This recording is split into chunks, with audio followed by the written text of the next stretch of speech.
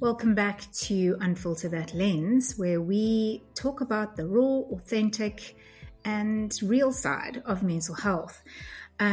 Last podcast, we spoke about anxiety, and we're carrying on with that theme today. And last time I said I would maybe invite my beautiful, sweet husband to join us, and that's exactly what I've done.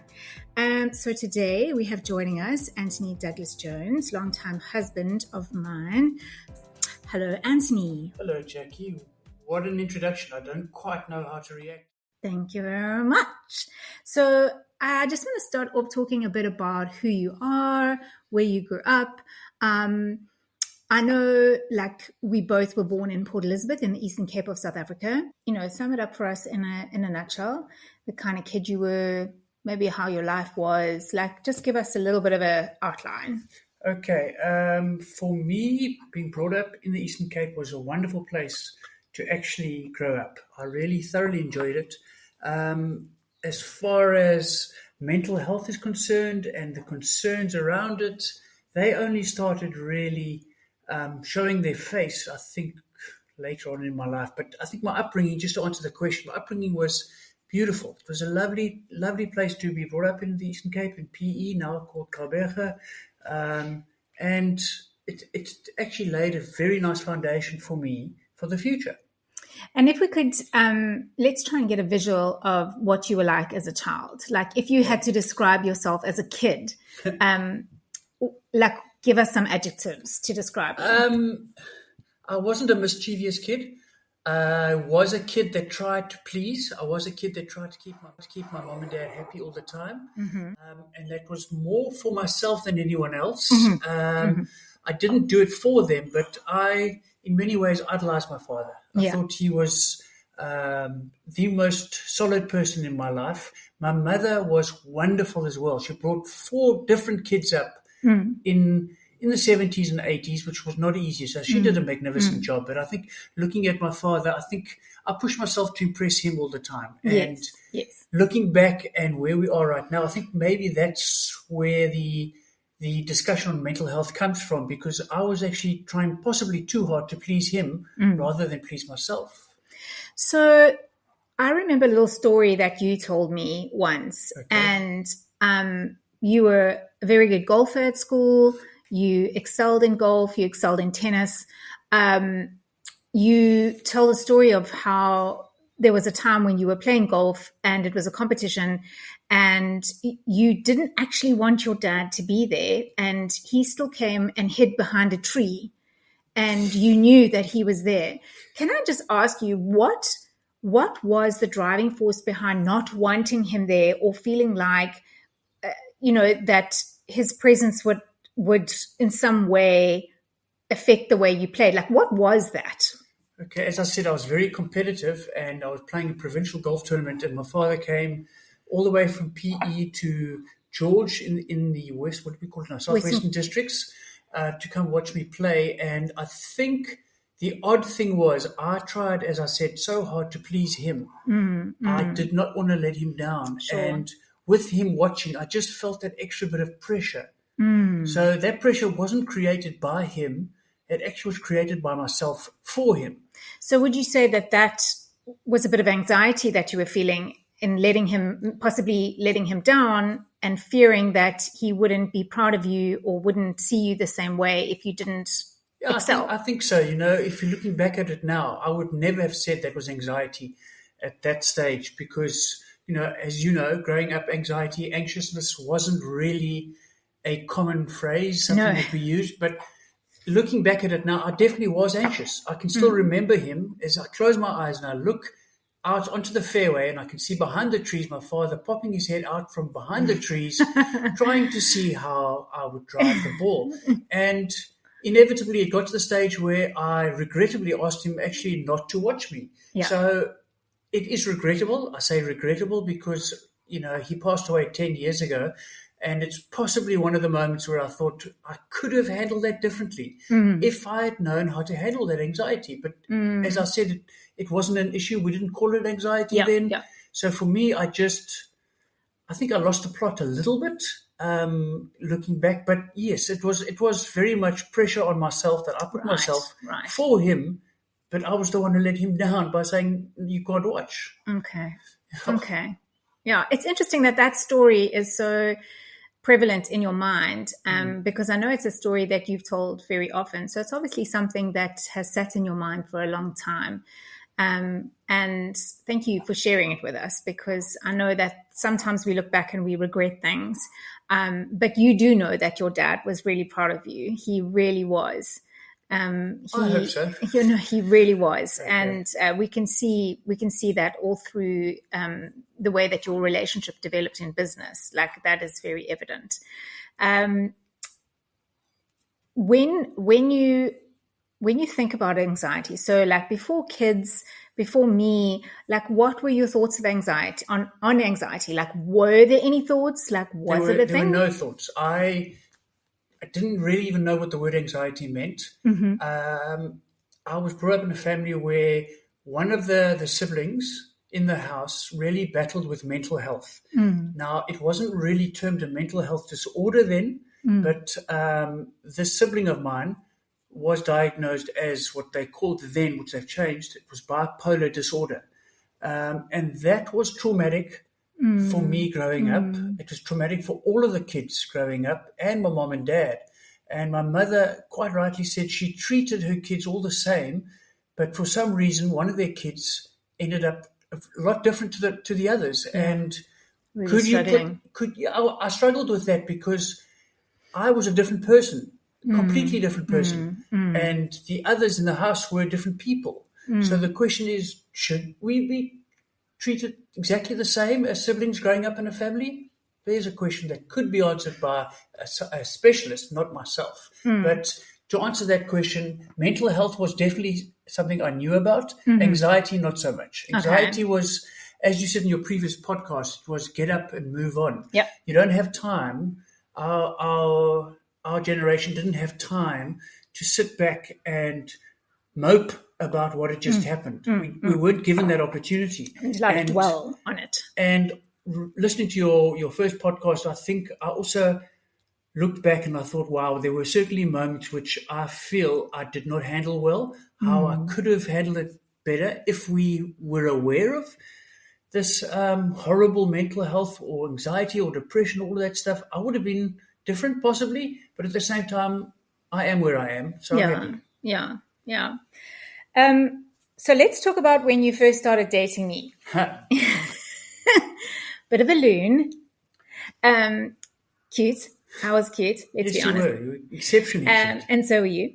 But what would go through your mind when in the early stages of our dating, when I would have those periodic anxiety attacks? Because I was still healing at that time. I was still going to therapy. I was still sort of working my way through this whole thing. And you came alongside me, very much out of the blue. It was actually your mother and my father who set us up on a date. Correct. So, what would go through your mind at that time? Like, and you can be dead honest, dead honest. I think I will, because it's very important. Unfilter that lens. So basically, I, at the age of 20, I think I met you at 20. We started dating a year or two later. But when I met you, I just immediately connected. I think you'll realize as well, there's a connection. It wasn't only a physical connection. It was quite a deep spiritual connection I had with you. And I think that your story that you tried to relate to me later on in the relationship, as we started dating a year or two later, I didn't want to get too involved into your past. Right. It sounded very nice and dramatic in the previous podcast, but the truth is I didn't think I could handle it, to be honest with you. I wanted to fall in love with the person you were right then and there, not the person you were years before, where I couldn't change that. And, you were quite complimentary in saying that I just basically said, let's concentrate on who you are right now. And that was the focus, and it was basically the focus because I was falling in love with the person right now. I was possibly a little bit scared to find out who the person was before and how we could continue a relationship when possibly I tarnished, or I tainted my impressions of who you were, which were wonderful at the stage. So that was my thoughts on that one. Okay, interesting. I've never actually asked you that before, Yeah. so that's really interesting. Can I ask you, from a male point of view, bearing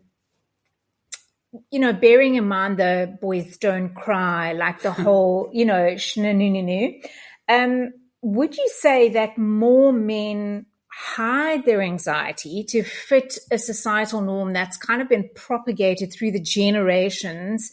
Not allowed to show weakness, not allowed to show fear. So, like, just from your point of view, do you think there are more males than actually reported who suffer with anxiety but don't quite know what it is?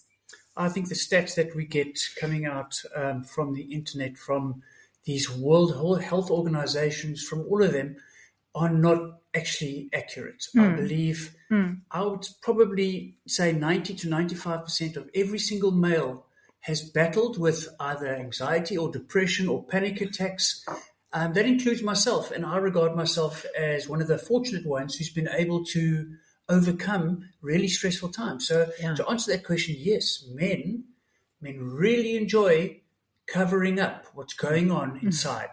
They want to be able to provide for everyone around them. They want to be able to dominate discussion or whatever it might be in the workplace, whatever it is. They want to be known as someone who is strong. Okay. And that would you say reliable?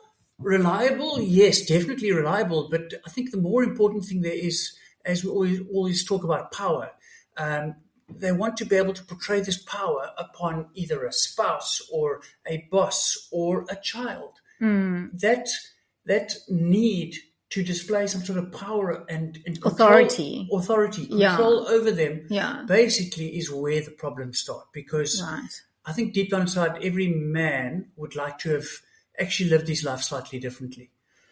Speaking generally, of course, and from your point of view. Very general. It is very general. I think women will probably sit in the same situation where they could have made different decisions. Yeah, sure. But to answer the question on men, there's no doubt in my mind that men have been able to, as you've mentioned before, mask. They've been able to mask their true thoughts, their true feelings, which is, to me, it's very sad, because I think you've known me for a good couple of years.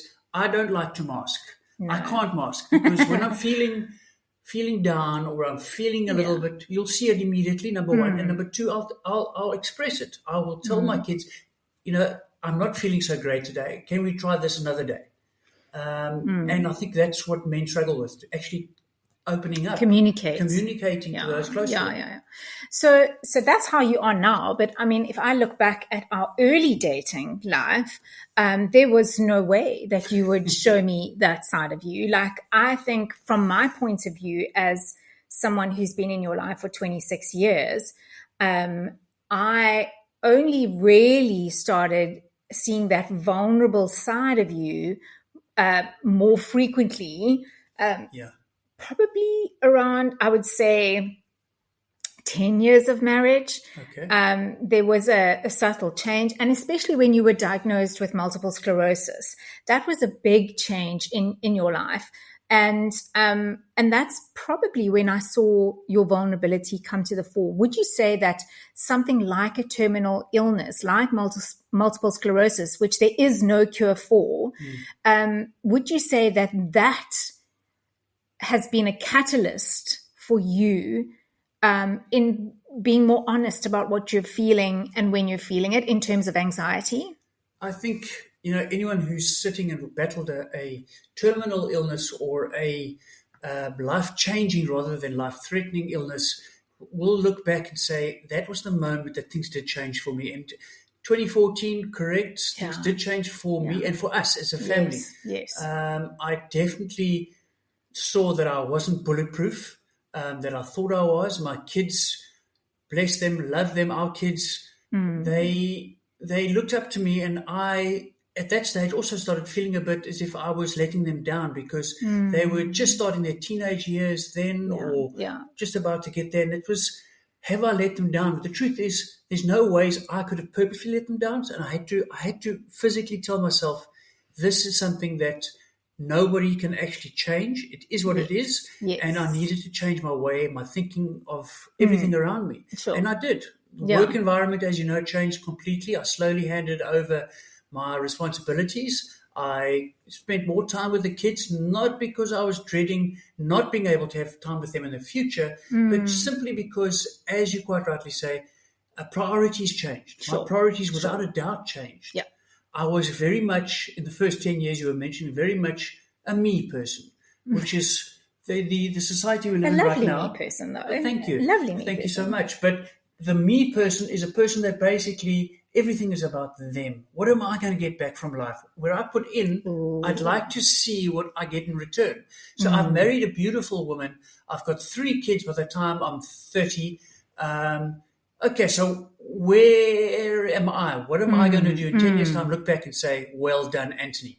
And Wow. 2014, things changed, and I basically said, where are we going to be, Dudley Shone's family? You know, looking back at it and saying, okay, this is where we are. Well done, guys, instead of well done, me. That's a massive shift in thinking. That's a really massive shift in thinking. And I do remember that happening. I do remember the subtle changes in your thought pattern and the way that you were thinking. And if we look at being diagnosed with a terminal disease, I mean, surely that must cause some level of anxiety within you. Having said that, as a male, you felt like you needed to make sure that everyone was okay all the time, and having this need to provide and, make sure that everybody was taken care of. I mean, surely being then diagnosed, did that not lead to some level of anxiety of, oh my gosh, what now? I think when I was diagnosed, I mean, that was 10 years ago, the world was actually waking up to the concerns over mental health. I know there were a lot of sportsmen that stood up and said, this is just not right. The pressures that are on us, the pressures that we put ourselves under. Then I started asking the question, I think mostly like the rest of the world, what is mental health and these disorders and these illnesses? Yes. And, do I have it? I actually remember asking myself, do I have a mental health problem or issue or thing that I battle with? Anxiety was definitely not one, as I said earlier. Depression, going back into my family, there were 1 or 2, possibly 3 members that battled with something called depression. That was a known fact. Depression was known, but again, it was pushed aside. You don't talk about it. Yeah. It's a weakness. It's a sign of weakness in your family, and your friends look at you differently. They treat you differently. So depression was there, but it was still not a major topic. Until 2014 came along, yes, I started looking at myself and saying, am I battling with anything? What can I improve for myself in order to help the family? Right. So that was the change from the me to the us. Yeah. That change was very important for me. I don't think diagnosis itself ever really settled in, because I believe I'm being blessed that I can still be here 10 years later and have this lovely conversation with my wife of 26 years. No, sorry, we've been 23 years. Sorry, apologize. But been together 26. Thank you.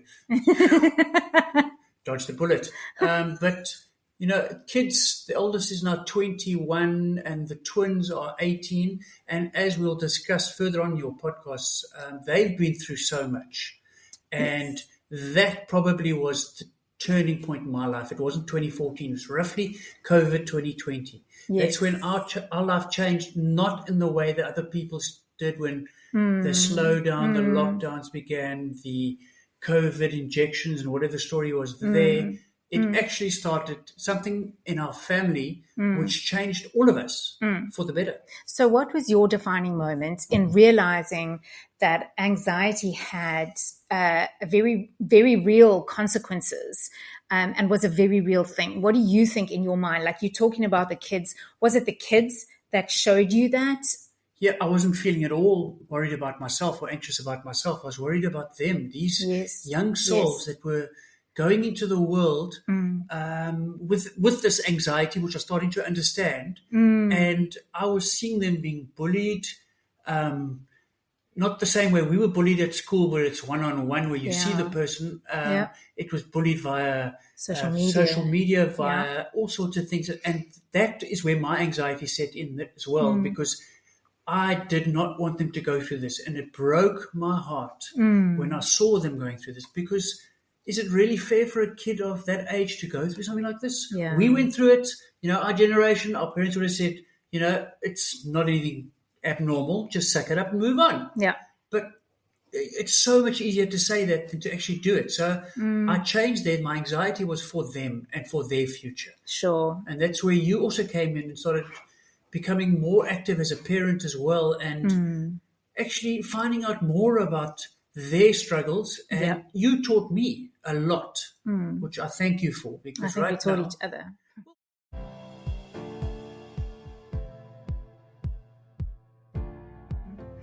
Well, thank you so much for joining us today, Anthony, on Unfilter That Lens. We are going to come back with part 2 because we have a couple of more questions for you. Okay. So I would really love it if you could join us again on our next podcast. And we can maybe just discuss a little bit more about your views on parenting and how your parenting has changed in view of anxiety. But I'm really looking forward to introducing you again to our lovely listeners. Thank you so much for agreeing to be on the podcast, and Thank you. we'll for speak to you inviting next me. time.